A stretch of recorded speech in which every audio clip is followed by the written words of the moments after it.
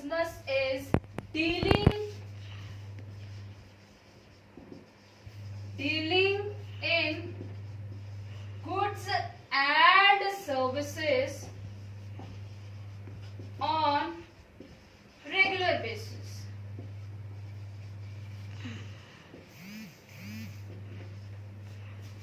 On regular basis. This is the important feature and important characteristics of business. When if you are producing goods and selling goods for one or twice a time, this is not called an business. But if you are producing goods and selling or exchange of these goods to the number of people for more than many times, this is called a business activity. I will give you one example.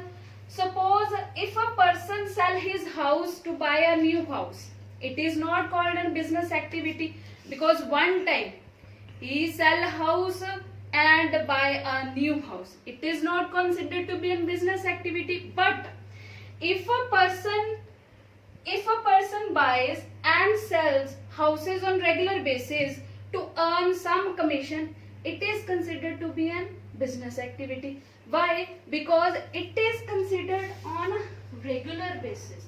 So business dealings is on regular basis. There is not considered only one transaction.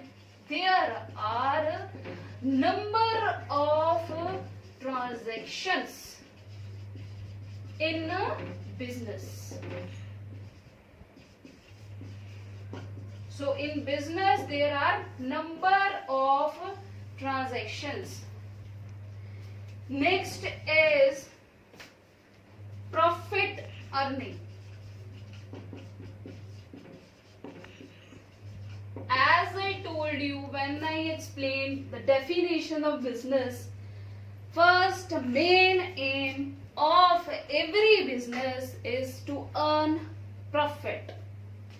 The main purpose, if you are performing something, you will get in return. You want something more, you will get more and more. This is called a profit earning. Yes, so main purpose of every business is to earn profit.